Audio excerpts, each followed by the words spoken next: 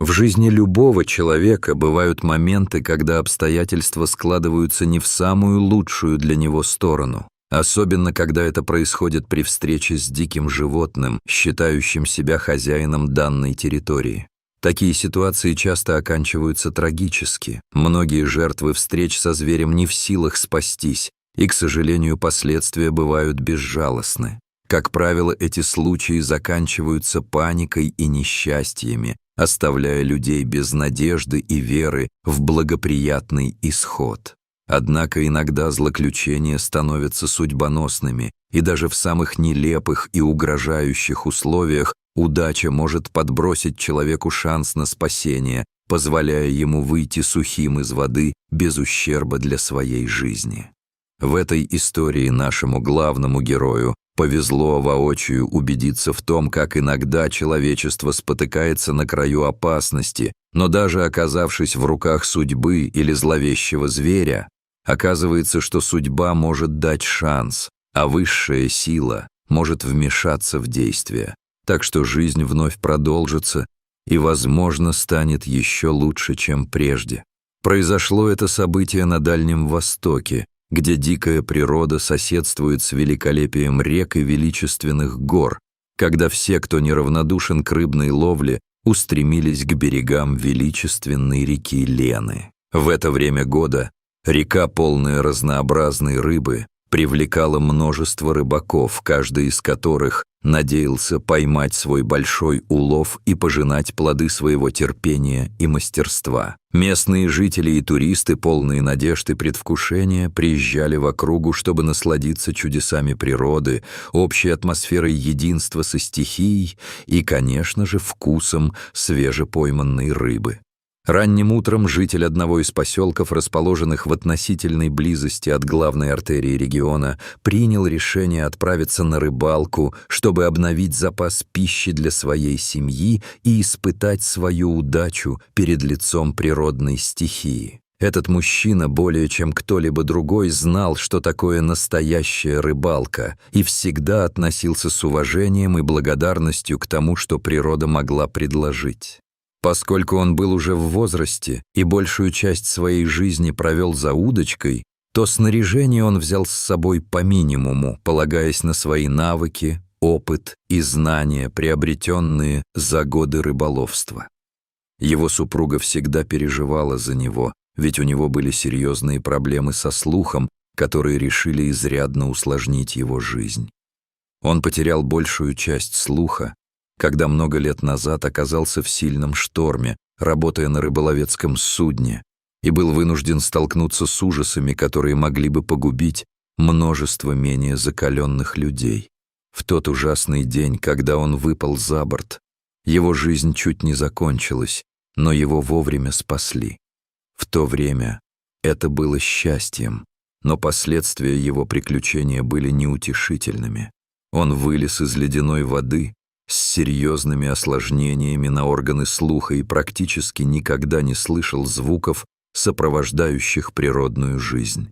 На старости лет рыбак вынужден был пользоваться слуховым аппаратом. Это устройство стало его постоянным спутником, неотъемлемой частью жизни, которую он, тем не менее, не сумел полностью принять.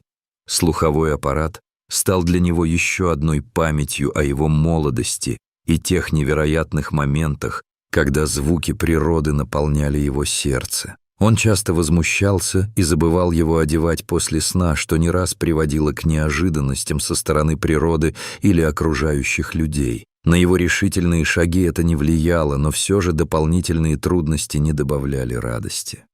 Так вышло и сегодня. Спеша рано утром на рыбалку, он оставил свой слуховой аппарат дома в спешке. Сначала, чуть расстроившись по этому поводу, он в конце концов решил, что для рыбалки на берегу реки ему этот гаджет не понадобится, и поступил так, как приучил себя делать за многие годы. Он отправился в путь с минимальным снаряжением, ожидая, что все будет под контролем. Но вскоре после того, как он закинул снасти в реку, всякое волнение мигом улетучилось. Он погрузился в процесс ловли рыбы. Любуясь тем, как блестящие рыбины выскакивают из воды, чтобы схватить его приманку, он снова ощутил себя молодым и полным сил. Клев в это утро оказался просто отменным, улов следовал один за другим, наполняя его ведро. В такие моменты он чувствовал себя действительно живым, и у него была возможность вновь пережить все множество эмоций, которые обычно приходят только с рыбной ловлей: радость, уединение и гордость за свои умения. Этот процесс оказался замирающим. Каждый новый рыб и каждая успешная уловка вызывали у него бурю эмоций. Он испытывал совершенно незабываемые ощущения. Каждая секунда, проведенная у реки, казалась ему настоящим подарком судьбы, и он с радостью погружался в этот опыт. У него не оставалось времени на переживания, он полностью сосредоточился на самой рыбалке и ни о чем другом даже не думал, глядя на просторы водной глади и слушая неумолимый тихий звук природы, окружающий его со всех сторон. Однако все хорошее когда-нибудь заканчивается, и к обеду, когда солнце стояло в зените, клев заметно ослаб. Это обстоятельство навело мужчину на мысль о том, что пора возвращаться к семье. Он со вздохом осмотрел свои снасти и в этот момент решил, что пока он вернется домой, его достижения станут сюрпризом для благоверной. У его заслуженного улова были прекрасные шансы, и он тоже не стремился покинуть это спокойное место. Он знал, что вернется сюда еще много раз. Однако, собирая снасти, он вдруг почувствовал, как начинают дрожать колени от неожиданности и страха. Обернувшись, он увидел громадного медведя, который с аппетитом уплетал его улов. Этот момент поразил его до глубины души, как зоолог спасает своего любимца. Очевидно, хищник заметил рыбака еще раньше, но остался в стороне, дожидаясь момента, когда тот станет менее внимательным к окружающей обстановке. От ужаса мужчину пронзила морозная волна, он замер на месте, его разум закрылся от причин происходящего. Эта немая сцена длилась несколько долгих минут, в течение которых медведь, наслаждаясь пойманной рыбой, не обращал внимания на своего единственного свидетеля. Дул прохладный ветер, и воздух наполнился густым запахом реки и страха. Каждая секунда, проведенная в этом состоянии, добавляла хлопот к таким волнующим событиям. Косолапый, насытившись, наконец направился к берегу и уселся прямо в 2 метрах от рыбака. Сам рыбак в это время не знал, что ему делать и как вести себя дальше. Он был в полном замешательстве, наблюдая за тем, как огромный хищник почивает в нескольких шагах от него.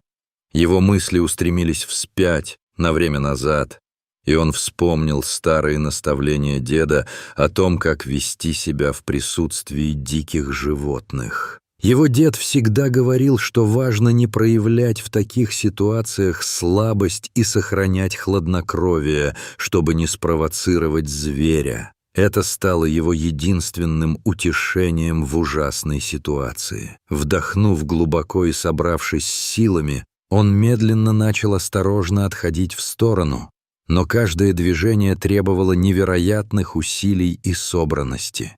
Эти минуты ожидания прошли как вечность, и они словно стали отражением всей его жизни, наполненной борьбой и стойкостью перед миром дикой природы. Тем не менее, понимание в том, что на кону может быть его собственная жизнь, дало мужчине управляющую динамику, позволившую ему не упустить свой шанс.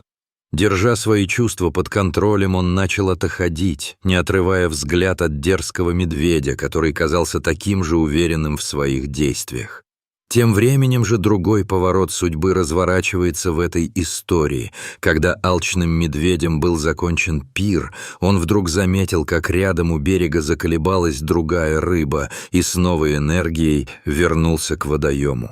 Рыбак, почувствовав, что медведь увлечен другим объектом, наконец смог найти в себе смелость. Он понял, что не имеет права упустить эту возможность для спасения и пойти к своим близким.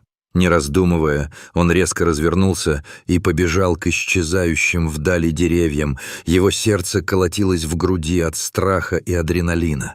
В этом шлепающем беге его ведро стало весом на его руке, и он, задыхаясь, все же унес его с собой. Но, проходя мимо своего ведра, растерявшись, он схватил его за ручку, почувствовав легкое разочарование. Улыбка на его лице распалась на мгновение, когда он, добежав до укрытия, обернулся и увидел, как медведь, абсолютно поглощенный поисками пищи, вновь потерял из виду своего непрошенного друга. Но счастье его было недолговечным. На его пути вдруг появилась другая угроза. С близлежащего холма выскочил еще один медведь, молоденький и голодный, то о таком в народе так много говорят. Этот медведь был менее осторожен и более стремителен, чем его предшественник, и его не обласкала природа, оставив лишь чувство жажды и голода. Старший медведь, заметив противостояние, громко взревел, и на этот раз он не оставлял рыбака шансов. Мужчина снова замер от страха, его глаза закрылись от ужаса, и он вновь ощутил, как его разум переполняет паника. Однако, все еще помня слова деда, он быстро сосредоточил себя. Чего-то другого, как спасение, он хотел больше всего, как и своего досужего улова. В его сознании всплыли образы, полные надежды и уверенности, что у него есть силы и способности, чтобы хранить себя в руках. Он уже понимал, что системы, с которыми ему так долго приходилось взаимодействовать, не откажут, и что дойти до дома с двумя дикими хищниками было бы практически невозможно, а холодный пот, стремительно стекавший по спине, только подчеркивал его внутреннюю борьбу. Внезапно на его пути возникла группа туристов с фотоаппаратами. Они, будучи в своем собственном мирке, направлялись к реке, не осознавая возможной угрозы. Они были полны восторга и ожидали живописных пейзажей, планируя запечатлеть на камеру прекрасные моменты, которые смогут оставить в своих сердцах на долгие годы в виде воспоминаний. Они не оценили опасности дикой природы. Цели их визита были прогулки и романтическое времяпровождение с группой друзей, отрываясь от повседневной рутины и наваждений. Их радость и беззаботность в известной мере расшатывали горизонты окружающего, и в этот момент кому-то повезло. Судьба поклонилась, вытянув руку помощи. Рыбак внезапно почувствовал, что это его шанс. Поразительно, как в самых сложных ситуациях судьба предоставляет человеку возможность выжить. Нужно было привлечь внимание туристов, и он закричал изо всех сил. На этот раз его голос стал воплощением всей изможденной силы, которая накопилась за долгие дни забот и переживаний.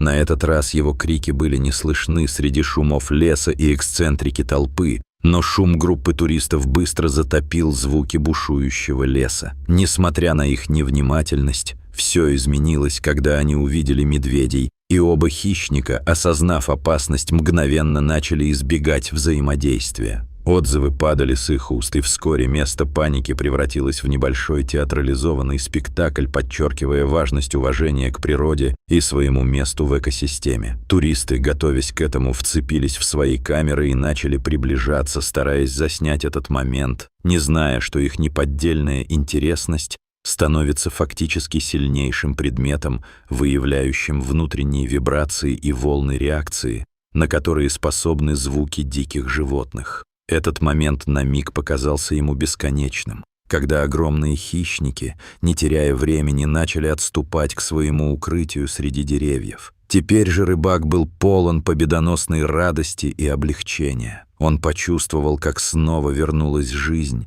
и все страхи остались в прошлом, когда он заметил, что спасение настигло его в форме группы людей, которые, хотя и немного неосведомленные, стали фактически его ангелами-хранителями в этот момент. Накопленные за годы жизненные уроки и внутренние переживания, казалось, совпадали с ним. Они стали его опорой. Вернувшись домой, он, все еще охваченный эмоциями, первым делом рассказал супруге о своем невероятном приключении, делясь каждым нюансом событий и злосчастных моментов, полных волн и вирулентных поворотов.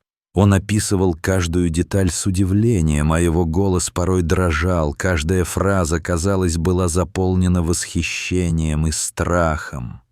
Его жена, уставшая от переживаний за мужа, внимательно выслушала его, и ее забота вылилась в эмоциональное объятие, полное поддержки и нежности. Затем она издала тихий вздох, указывая, что, возможно, ему просто повезло, и он не потерял свою жизнь. «Не жалей о своих будущих уловах», — подмигнула она ему. «У тебя есть нечто важнее. Это твоя жизнь и удача, прошедшая через испытания». Этот разговор открыл новые горизонты для обоих, и они вместе могли выбраться на свет. В тот момент он понял истинный смысл произошедшего. Он выживал, сохранил свою свободу и смело преодолел все испытания. Он также осознал, что встреча с диким медведем может актуализировать множество вопросов и всего лишь напомнить, что мы не одни в этом мире. Умение польщаться духом сердца другим пришлось вновь напомнить о важности осознания жизни и связи человека с природой. Получив поддержку и одобрение, рыбак вновь почувствовал себя героем, возрожденным воспоминанием о том, как он был когда-то. Его опыт показал, что даже в самых угрожающих ситуациях можно найти в себе силы и мудрость иначе взглянуть на мир. Легенда о том, как он пережил встречу с диким медведем и испытал величие природы, стала рассказом, передаваемым из уст в уста, поражая воображение его друзей, детей и даже внуков. Эта история не просто освещала экстраординарный случай, но и стала свидетельством смелости, удачи и силы духа, которую беспомощные обстоятельства, казалось, пытались сломать, однако не смогли. В конце концов, его история стала свидетельством того, как природное окружение может обучить, как мы способны образовывать связи, почти волшебные, с окружающим миром, обогащая наши сердца и наполняя каждый день смыслом. «Что важнее всего?» — спрашивал он теперь своих друзей, когда они собирались вместе, вспоминая те блаженные моменты у реки и все радости, которые принесло выживание.